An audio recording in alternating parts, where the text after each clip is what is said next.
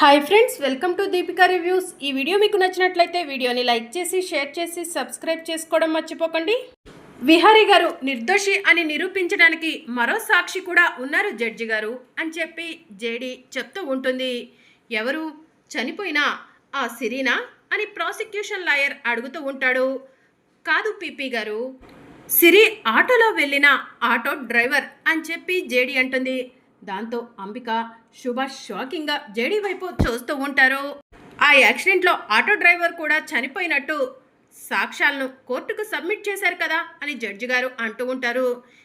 విహారీ గారిని ఈ కేసులో ఇరికించడం కోసం ఆటో డ్రైవర్ సిరి ఇద్దరూ కూడా చనిపోయారని మనందరినీ నమ్మించి ఫూల్ని చేయాలని చూశారు అని చెప్పి జేడీ చెప్తూ ఉంటుంది. అబద్ధం జడ్జి గారు, నేను చూపించిన ప్రూఫ్స్ అన్నీ కూడా కరెక్టే అని చెప్పి ప్రాసిక్యూషన్ లాయర్ చెప్తూ ఉంటాడు. అయితే ఆటో డ్రైవర్ ఎలా బ్రతికినట్టు అని చెప్పి జేడీ అంటుంది. మీరు ఆటో డ్రైవర్ బ్రతికాడు అంటున్నారు, ఆ ఆటో డ్రైవర్ ఎక్కడున్నాడు అని చెప్పి ప్రాసిక్యూషన్ లాయర్ అడుగుతూ ఉంటాడు. ఇక్కడే ఉన్నాడు, కాసేపట్లో మీ కళ్ళ ముందుకు వస్తాడు అంజీ అని జేడీ పిలవటంతో అంజీ నడుచుకుంటూ కోర్టులోకి వస్తాడు. మీరు చెప్పాలనుకుంది ఏదైనా సరే బోన్లోకి వచ్చి నుంచుని చెప్పండి అని జడ్జి గారు చెప్పడంతో అంజీ బోన్లోకి వెళ్ళి నుంచొని, నమస్కారం, నా పేరు అంజయ్, నేను ఆటో డ్రైవర్ని. ఒకరోజు గిరాకీ లేదని నుంచుని ఉంటే ఒక అమ్మాయి పరిగెత్తుకుంటూ వచ్చి త్వరగా ఆటో తీయమని అడిగింది. పాపం ఆడపిల్ల ఏదో కష్టంలో ఉంది అనిపించింది. వెంటనే ఆటో తీశాను. ఆ అమ్మాయిని అద్దంలో నుంచి గమనిస్తూనే ఉన్నాను. ఆ అమ్మాయి చాలా కంగారు పడింది జడ్జి గారు. ఆటోని స్పీడ్గా పోనివ్వమని చాలాసేపే బ్రతిమలాడింది. నా వంతు ప్రయత్నంగా నేను ఆటోని స్పీడ్గానే డ్రైవ్ చేశాను. ఒకసారిగా సడన్గా వెనుక నుంచి ఏదో వచ్చి నా ఆటోని గుద్దేసింది. దాంతో ఆటో లోయలో పడిపోయింది. లోయలో పడిపోతుంటే సిరి ఒకవైపు నేను ఒకవైపు ఆటోలో నుంచి దూకేశాను జడ్జి గారు. ఆ తర్వాత కొంతమంది రౌడీలు వచ్చి నన్ను తీసుకెళ్ళిపోయారు. నన్ను ఒక దగ్గర బంధించారు. ఈ ఆఫీసర్సే నన్ను కాపాడారు జడ్జి గారు అని చెప్పి అంజీ చెప్తూ ఉంటాడు. ఇతను చెప్పిన దాని ప్రకారం ఆలోచిస్తుంటే సిరి కూడా బ్రతికుందంటారా అని జడ్జి అంటూ ఉంటుంది. బ్రతికి ఉండే అవకాశం ఉంది జడ్జి గారు అని చెప్పి జేడీ చెప్తూ ఉంటుంది. జడ్జి గారు, వీళ్ళు కావాలని అబద్ధం చెప్తున్నారు. విహారీని ఈ కేసు నుంచి బయటపడేయటం కోసమే ఇదంతా చేస్తున్నారు. ఇతను అసలు ఆటో డ్రైవరే కాదు అని చెప్పి ప్రాసిక్యూషన్ లాయర్ చెప్తూ ఉంటాడు. ఇతనే ఆటో డ్రైవర్ అనటానికి ఇదిగోండి ప్రూఫ్ అని చెప్పి జేడీ తన దగ్గర ఉన్న ప్రూఫ్ని జడ్జికి చూపిస్తూ ఉంటుంది. జడ్జి గారు ప్రూఫ్ చూసి ఇతనే ఆటో డ్రైవర్ అని చెప్పి చెప్తూ ఉంటారు.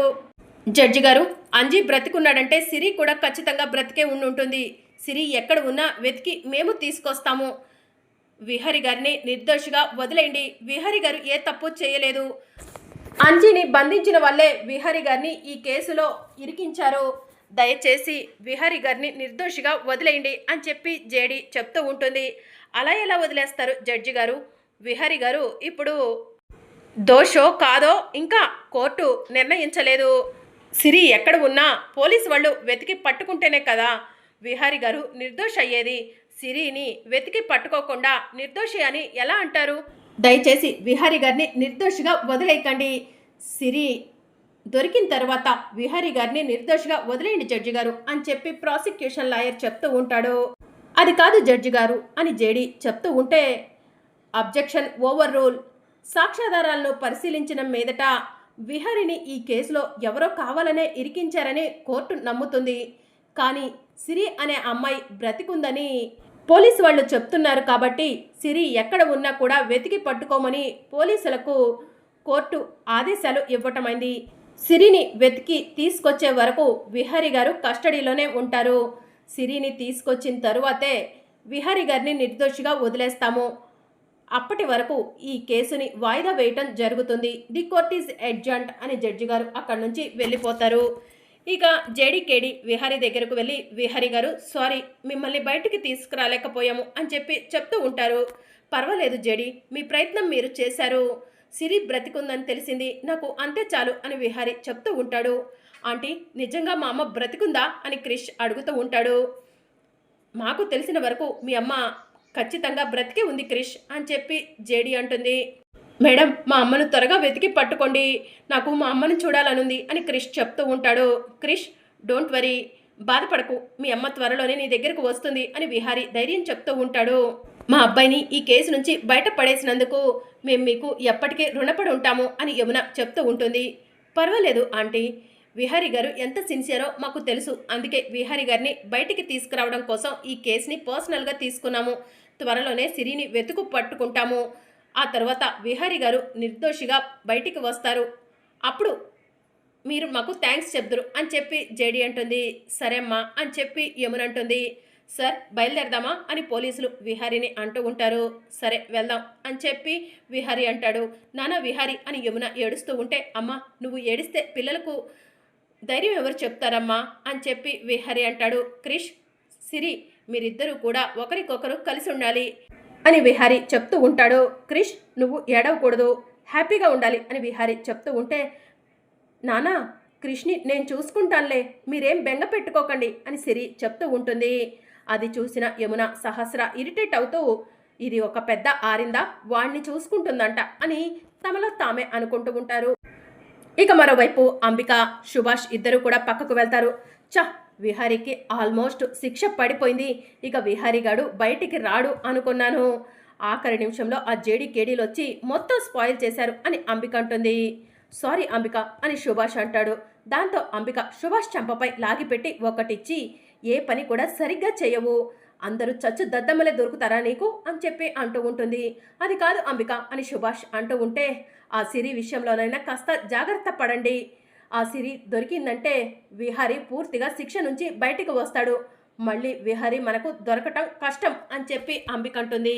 సరే అంబిక, నేను చూసుకుంటాను అని చెప్పి సుభాష్ అంటాడు. ఇదైనా సరిగా చేస్తావా లేదా అని చెప్పి అంబిక అడుగుతూ ఉంటుంది.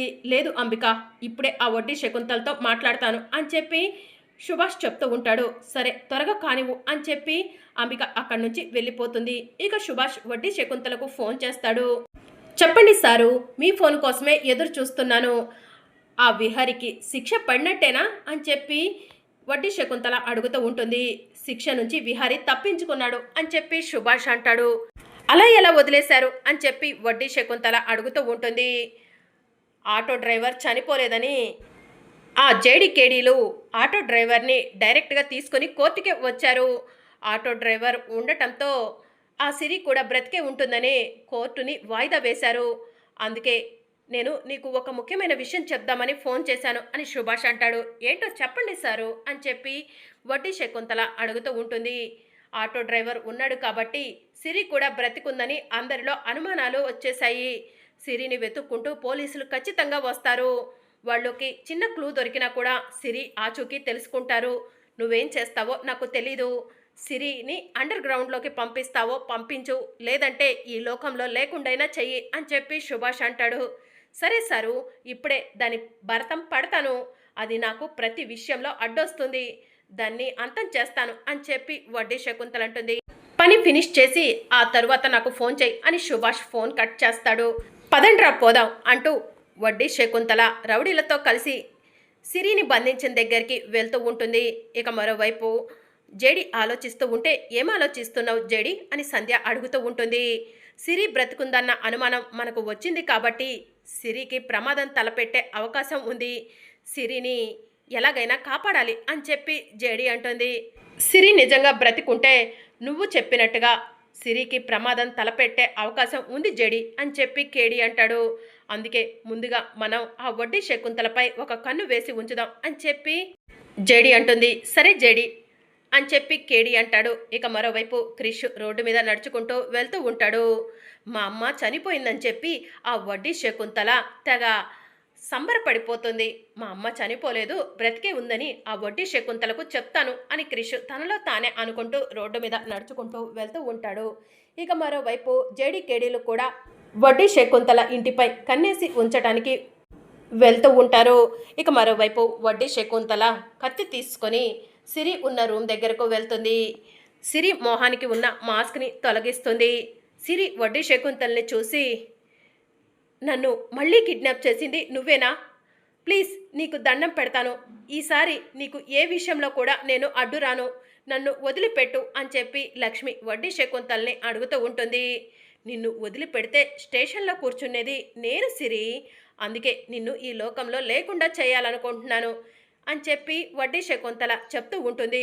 వద్దు, నన్నేం చెయ్యొద్దు, నా కొడుకు ఒంటరి వాడైపోతాడు అని చెప్పి లక్ష్మి ఏడుస్తూ ఉంటుంది.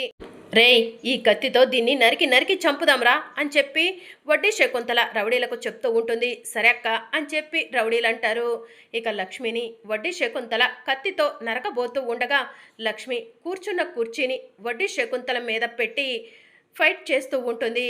రేయ్, ఇది చూసావా, నాపైనే తిరగబడుతుంది, మీరేంట్రా అలా చూస్తున్నారు, దాన్ని చావగొట్టండ్రా అని చెప్పి వడ్డీ శకుంతల అంటుంది.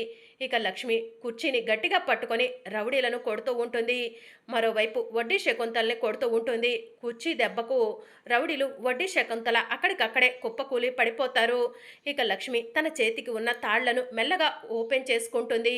ఇక వడ్డీ శకుంతల కంటే ముందుగా డోర్ ఓపెన్ చేసుకొని పరిగెడుతూ ఉంటుంది. రే, అది పారిపోతుందిరా, పదండ్రా పట్టుకుందాం అని వడ్డీ శకుంతల అంటుంది.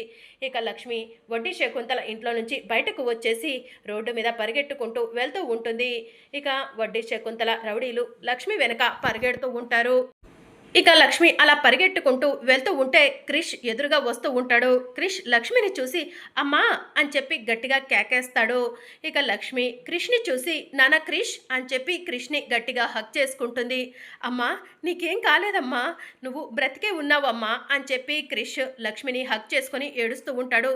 నేను చచ్చిపోవడం ఏంటి క్రిష్ అని చెప్పి లక్ష్మి అడుగుతూ ఉంటుంది. నువ్వు చచ్చిపోయావని పోలీసులు చెప్పారమ్మా, నీకు అంత్యక్రియలు కూడా జరిపించారు, పాపం బ్యాట్మెన్, నువ్వు చనిపోయావని, నిన్ను చంపింది బ్యాట్మెనేనని చెప్పి పోలీసులు బ్యాట్మెన్ని అరెస్ట్ చేశారమ్మా అని క్రిష్ చెప్తూ ఉంటాడు. నానా క్రిష్, మనం ఇక్కడ ఎక్కువ సమయం ఉండటానికి కుదరదు, ఆ వడ్డీ శకుంతల మనుషులు వెంటాడుతున్నారు, పదరా పద, త్వరగా వెళ్ళి మనం బ్యాట్మెన్ని విడిపిద్దాము అని చెప్పి లక్ష్మి అంటుంది. అంటే నిన్ను ఆ వడ్డీ శకుంతలేనమ్మా కిడ్నాప్ చేసింది అని క్రిష్ అంటూ ఉంటాడు. అవును క్రిష్ అని చెప్పి లక్ష్మి అంటుంది. నువ్వు వెళ్తున్న ఆటో లోయలో పడిపోయిందని చెప్పి అందరూ కూడా నువ్వు చచ్చిపోయావని చెప్పారమ్మా అని క్రిష్ ఏడుస్తూ ఉంటాడు. నాకేం కాలేదని తెలిసింది కదా, ముందైతే ఇక్కడి నుంచి వెళ్దాం పదా, ఆ వడ్డీ శకుంతలకి మనం దొరకకూడదు అని చెప్పి లక్ష్మి అంటుంది. ఇక లక్ష్మి క్రిష్ పరిగెత్తుకుంటూ వెళ్తూ ఉంటారు. స్టేషన్కు వెళ్దామమ్మా, ఆ వడ్డీ శకుంతల అక్కడైతేనే మనల్ని ఏమీ చేయదు అని క్రిష్ అంటాడు. అవును క్రిష్, స్టేషన్కే వెళ్దాము అని చెప్పి లక్ష్మి అంటుంది. అక్కడే బ్యాట్మెన్ ఉంటాడు కాబట్టి బ్యాట్మెన్ని నిర్దోషిగా బయటికి కూడా తీసుకురావచ్చమ్మా అని క్రిష్ చెప్తూ ఉంటాడు. ఇక మరోవైపు వడ్డీ శకుంతల ఎటుపోయిందిరా ఇది అని చెప్పి రౌడీల్ని అడుగుతూ ఉంటుంది. ఏమో అక్క, మాకు కూడా అదే అర్థం కావట్లేదు అని రౌడీలు చెప్తూ ఉంటారు. మరి అప్కమింగ్ ఎపిసోడ్లో ఏం జరగనుందో తెలుసుకోవాలనుకుంటున్నారా? అయితే ఛానల్ను సబ్స్క్రైబ్ చేసుకుని సపోర్ట్ చేయడం మర్చిపోకండి. Thank you for watching.